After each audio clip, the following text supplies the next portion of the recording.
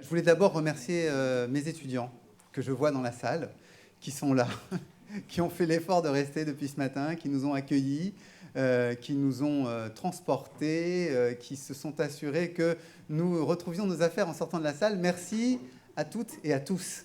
Je voudrais remercier tous les proches de la Fondation Descartes qui sont là. Je vois Jean-Philippe, je vois Tiffaine, je vois Laurent, je cherche Clémence Desieux, ça y est, je la vois. Je les remercie tous vraiment de cet événement, de ce travail que nous menons ensemble.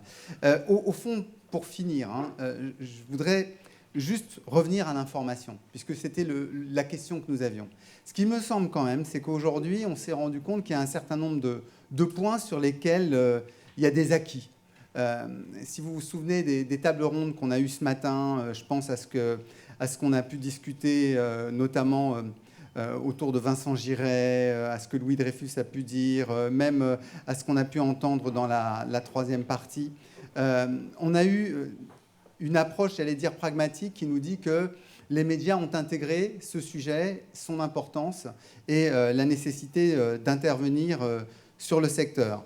On a vu aussi que ce n'est pas tous les médias, que le débat et des formes de débat parfois archaïques subsistent encore sur les réseaux sociaux, même si, comme nous l'a dit, je crois, Cécile Simon, seulement 2% des Français sont encore, disait-elle, climato-sceptiques. Statistique qui m'a étonné, puisqu'on a vu qu'il y avait, dans nos propres sondages réalisés pour la Fondation, encore 15% de personnes qui étaient défaitistes par rapport au climat, 16% qui étaient optimistes. Donc on avait des mouvements un peu contradictoires. Donc il y a un acquis. C'est clair qu'aujourd'hui, il n'y a plus de discussion sur le changement climatique. Il y a encore quelques progrès à faire, même si ce n'est pas là, visiblement, d'après ce que nous avons entendu dans la deuxième partie et la troisième partie de l'après-midi, que réside le problème. Il y a un deuxième secteur d'information qui me paraît être plus problématique, qui est celui qui se situe au niveau des entreprises. Le débat qu'on a eu d'ailleurs à la fin autour de comment est-ce qu'on intègre l'externalité carbone dans le prix, je crois, n'est pas entièrement étranger à ça. Au fond, on a une question qui se pose, et l'information sur laquelle je suis parti ce matin de fonds spéculatifs qui proposent soi-disant des investissements verts, mais dans lesquels les choses sont encore largement carbonées, nous montre qu'on n'a pas une information encore vraiment loyale dans ce domaine et qu'il y a pas mal de progrès à faire. Et puis je dirais, il y a le troisième domaine, qui est celui dont nous avons parlé, on a fini là-dessus en ce moment, c'est l'information qui vient, les transformations nécessaires du monde de l'information. Et au fond, cette information-là, c'est beaucoup plus une information interpersonnelle. C'est comment nous allons faire, nous, pour améliorer nos systèmes d'échange, familiaux, amicaux, estudiantins, donc professoraux, pour que nous soyons à la hauteur du défi qui nous est posé, de cette catastrophe annoncée qui vient. Alors, je retiens quand même que les deux économistes, malgré tout, étaient relativement optimistes, avec des logiques assez différentes. Ceux qui étaient là ce matin, peut-être, se souviennent que Philippe de Sertine nous a tracé la carte et la voie d'une croissance sobre qui pourrait nous permettre de changer complètement de modèle économique et donc de changer de mode de vie et d'en être plus heureux. Il était, je pense, optimiste et on peut penser que Philippe de Sertine n'est pas malthusien.